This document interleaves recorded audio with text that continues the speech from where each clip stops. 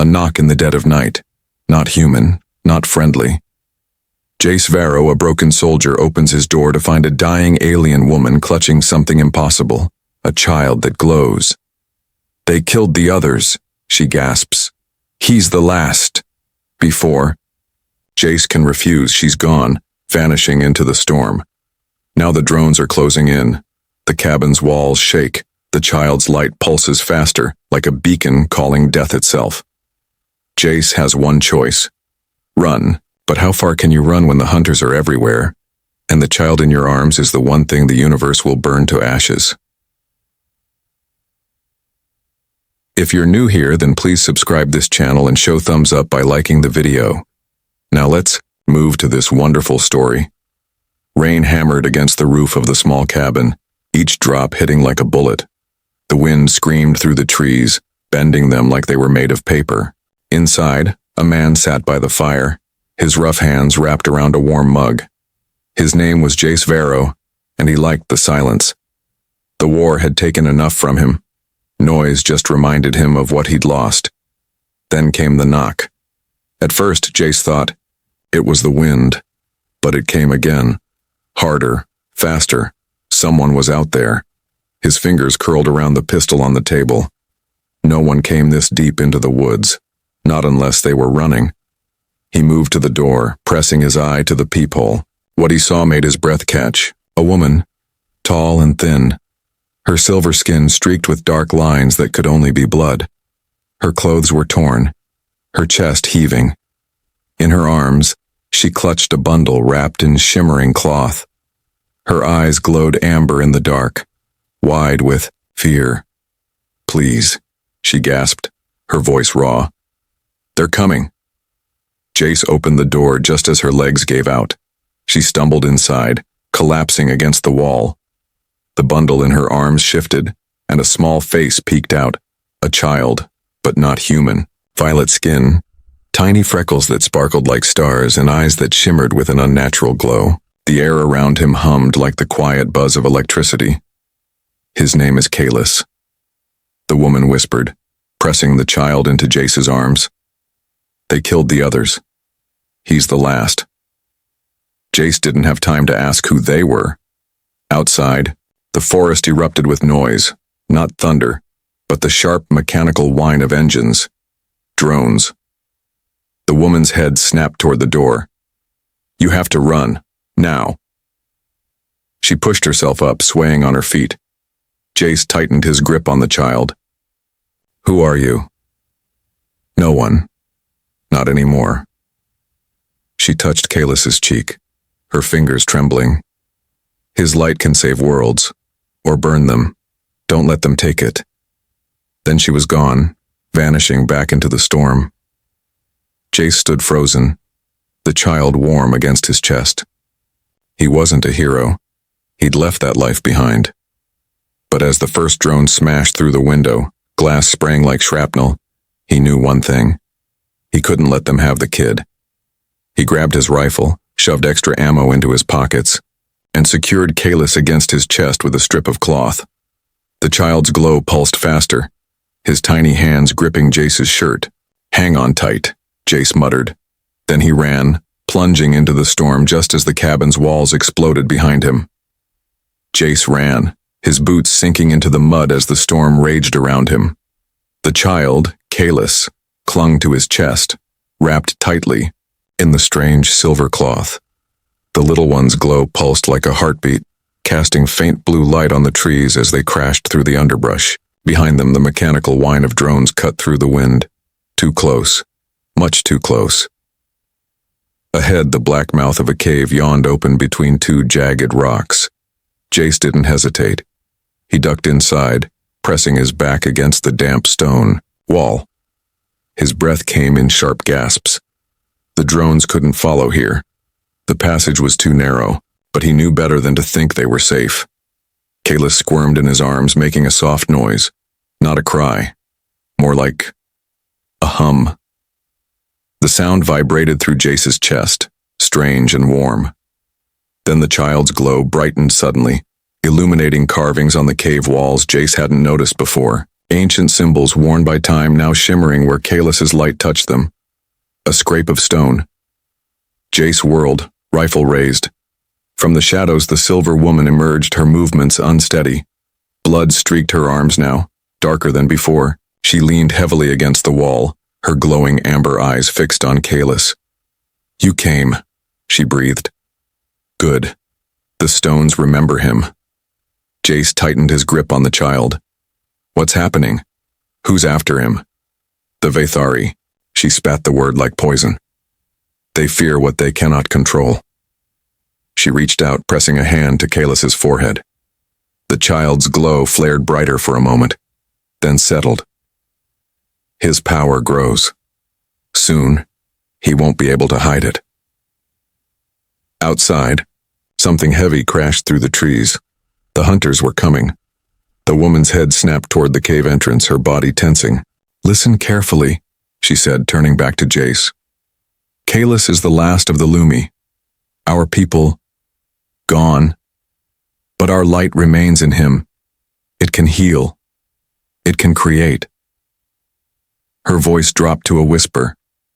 "Or in the wrong hands, it can destroy worlds."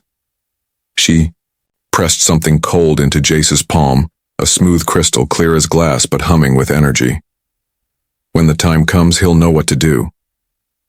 A blast shook the cave. Dust rained from the ceiling. The woman straightened, her face hardening. "Go," she said. "Deeper in. The cave leads to the old places. He'll be safe there." Jace didn't move. "What about you?" She smiled, sad and fierce. "I'll give you time." Another explosion. Closer, now. The woman reached out, touching Kalis's cheek one last time. Then she turned and ran toward the cave entrance, her body beginning to glow like a star about to burst. Jace didn't watch. He ran deeper into the cave. Kalis held tight against him. Behind them, a brilliant flash lit the tunnels, followed by a roar that shook the earth. The passage trembled, rocks tumbling from the ceiling. Then, silence. Kalis whimpered, his small fingers clutching Jace's shirt. The child's glow dimmed, as if grieving. Jace kept moving, following the strange symbols on the walls that now pulsed faintly, guiding their way. The tunnel opened suddenly into a wide chamber. In the center stood a stone pedestal, covered in more of those odd carvings. Kalis stirred, in Jace's arms reaching toward it. As Jace stepped closer, the crystal the woman had given him grew warm in his pocket. He pulled it out, watching as it began to glow in time with Kalis's light. The carvings on the pedestal flared to life, casting shifting patterns across the walls. Then the child did something impossible. He laughed, a bright bubbling sound that shouldn't exist in this dark place. His tiny hands spread wide, and suddenly the whole chamber was filled with light, not the harsh glow of weapons or machines, but something alive, something joyful. Jace stared, his soldier's mind struggling to understand. This wasn't just power. This was something purer, something the Vathari clearly feared enough to kill for. A crackle of static broke the moment. From the tunnel behind them, a voice echoed, cold and mechanical. "We know you're in there. Surrender the child and you may live." Jace's grip tightened on his rifle. He looked down at Kalis, at the way the child's light danced across the ancient carvings, bringing them to life after who knew how many years in darkness. "Not a chance," he muttered. Then the walls began to shake again. But this time it wasn't an explosion. The carvings were moving, shifting, revealing a hidden passage that hadn't been there before. Kalis's doing, without a doubt. Jace didn't hesitate. With the hunter's footsteps growing closer, he stepped into the new tunnel, letting the darkness swallow them whole. The hidden tunnel swallowed them whole. Jace moved by feel alone, one hand tracing the damp wall, the other cradling Kalis against his chest. The child's glow had dimmed to a faint pulse, just enough to reveal the fear in his star-bright eyes. Behind them, the hunters' voices faded, but Jace knew better than to hope they'd given up. Men like that never did.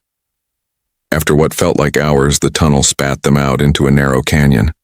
Rain still fell, but softer now. Jace recognized this place, the back way to his old bunker buried deep in the mountain's belly. He'd built it years ago when the war first ended. A place to disappear. Now it might be their only chance. Almost. There, kid, he murmured. Kalis made a small noise, his tiny fingers curling into Jace's shirt. The steel door hissed open at his touch. Inside, the air smelled of dust and old memories. Jace sealed the door behind them, engaging locks that hadn't been used in years. The dim emergency lights flickered on, revealing a single room with weapons on the walls, a cot in the corner, and a radio silent for too long. Kalis squirmed, reaching toward a small workstation where strange tools lay scattered, relics from Jace's past he'd never quite been able to leave behind. The child's glow brightened as they neared the table, his small hands patting the air like he recognized something. Jace remembered the stone the silver woman had given him. He pulled it from his pocket, watching as its clear surface caught Kalis's light and multiplied it, casting dancing reflections across the walls. The child cooed, reaching for it, when their hands touched, small violet fingers brushing rough human ones. The crystal flared. Images flashed through Jace's mind too fast to understand. Towers of light, a great darkness coming, then fire. So much fire. He jerked back, breathing hard. "What the hell are you?" he whispered. A heavy thud shook the bunker door. Then another. Jace spun, rifle already in hand. They'd found them. Faster than he'd thought possible. Metal groaned as something massive pressed against the reinforced door. Kalis whimpered, his glow stuttering, like a candle in the wind. Jace scooped him up with one arm, backing toward the workstation. "It's okay," he lied. "They can't get in." But the door's hinges were screaming now. Jace's eyes darted to the ventilation shaft. Too small for him, but maybe. He grabbed a pulse grenade from the wall, setting the timer with shaking fingers. Kalis watched him with those impossible eyes, so trusting it made Jace's chest hurt. He pressed the crystal into the child's hands. "Listen close. When I say run, you take this and you go up there." He pointed to the shaft. "You don't stop. You don't look back, understand?" Kalis just blinked at him. The bunker door buckled inward with a shriek of tearing metal. Jace shoved the child toward the vent just as the door exploded inward. Black armored figures poured through, their weapons humming to life. He threw the grenade. The blast lit the room in blinding white. 2 hunters went down, but more kept coming. Jace fired again and again until his rifle clicked empty. He grabbed another, fingers slipping on the grip. "Run, damn it!" he roared over his shoulder, but Kalis wasn't running. The child stood perfectly still, the crystal in his hands burning like a tiny sun.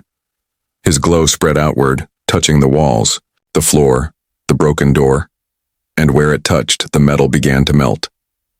The hunters froze as their armor started to smoke. One screamed, clawing at his helmet as it fused to his skin. Jace stumbled back, his own skin prickling where the light brushed him, but it didn't burn. It felt warm, like sunlight after winter. Kalis's eyes were fully white now, his small body floating inches off the ground. The crystal's light wrapped around him like a second skin, forming patterns that matched the carvings from the cave. The bunker trembled, dust raining from the ceiling. Then, as suddenly as it began, the light snapped inward. Kalis dropped into Jace's waiting arms, his glow fading to a faint shimmer. The hunters who remained standing didn't wait to see what would happen next. They ran. Silence fell, broken only by their ragged breathing. Jace sank to his knees, clutching the child close. Kalis felt lighter now, weaker. Whatever he'd done, it had taken something from him. Outside, a new sound cut through the night, the familiar roar of Terran engines. Help was coming.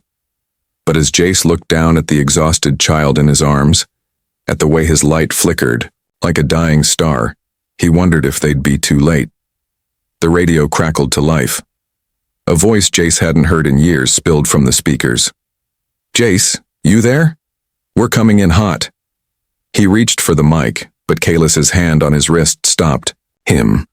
The child's eyes were clear again, focused. He pointed to the crystal, then to Jace's chest right over his heart. The message was plain as day. This wasn't over. Not by a long shot. The engines roared like thunder overhead. Jace stood in the ruined bunker doorway, Kalis heavy in his arms, watching as 3 Terran dropships tore through the storm clouds. Their running lights cut bright streaks through the rain. Relief should have come. Instead, the crystal against Jace's chest burned hotter. The lead ship touched down in the clearing, kicking up mud and dead leaves. Armed soldiers in familiar gray armor fanned out, weapons ready. At their head walked a woman Jace hadn't seen in 5 years, Commander Lyra Voss, her scarred face grim under the helmet visor. "Hell of a mess, Vero," she called over the wind, her eyes locked onto Kalis. "That the package?" Something in her tone made Jace step back. Kalis whimpered, his faint glow pulsing faster. The crystal's heat grew unbearable against Jace's skin. "Since when does Terran Command send spec ops for rescue missions?" Jace asked, fingers creeping toward his sidearm. Lyra's smile didn't reach her eyes. "Since the Vathari offered us a planet for that kid." Her rifle shifted slightly in her hands. "Hand him over. Don't make this ugly." The soldiers spread out, forming a loose circle. Jace's mind raced. The bunker at his back, enemies in front. Kalis trembled against him, his tiny hands clutching Jace's shirt like he understood every word. Then the crystal exploded with light. A beam of pure white shot from Jace's chest, connecting with Kalis's glowing hands. The child's eyes flew wide, not with fear but recognition. The light spread, wrapping around them both like a second skin. Lyra shouted something, but her voice drowned in the sudden hum filling the air. Jace's vision blurred. Images flashed. A blue world with towering crystal cities. A dark fleet descending, fire raining from the sky. Then clearest of all, a single ship fleeing, carrying one last hope. "You," Jace gasped, looking down at Kalis. The child's eyes held centuries of sorrow. Not just a child. A legacy. A living memory of a people erased. The Terran soldiers opened fire. The bullets never reached them. Kalis raised one small hand. The glowing shield around them rippled, then pushed outward in a blinding wave. Guns melted. Armor cracked. Men screamed as the light passed through them, leaving no wounds but stealing all malice from their hearts. Lyra fell to her knees, tears streaming down her face. "What? What are you?" Kalis touched Jace's face. Warmth flooded the soldier's mind. Not words, but understanding. The crystal cities hadn't been destroyed. They'd been hidden, sleeping, waiting for this moment. For the last Lumi to awaken them, and Jace held the key. The child's glow began to fade. His small body went limp in Jace's arms. The light show died, leaving only rain and stunned silence. "He's dying," Lyra whispered, all fight gone from her voice. Jace knew what he had to do. He pressed the crystal to Kalis's chest. "Take it," he told the commander. "All of it. Every ship you've got. We're going to the coordinates this thing shows you." The remains of the Terran force followed the pulsing light across continents, over oceans to a dead volcanic island where no plants grew. As the ship circled, the crystal in Jace's hands flared one last time. The mountain shook. Stone crumbled away, revealing not rock, but smooth crystal, glowing the same blue as Kalis's eyes. The island wasn't an island at all. It was a ship. A city. A tomb no longer needed. Deep inside, lights began to flicker on. Kalis stirred, his glow steadying as the great crystal spire responded. Patterns danced across its surface, matching the marks on the child's skin. The Terran soldiers watched in awe as the air shimmered, and for a brief moment, silver figures appeared, ghosts or memories, welcoming their last son home. When the vision faded, Kalis slept peacefully in Jace's arms. The commander approached slowly, her weapon left behind in the mud. "What now?" she asked. Jace looked at the sleeping child, then at the awakened city. "Now we learn," he said. "And we protect." Above them, the storm clouds parted. Sunlight touched the crystal spire for the first time in 1,000 years. Somewhere in the stars, the Vaethari would be watching. But for now, in this quiet moment between wars, there was only light. And it was enough.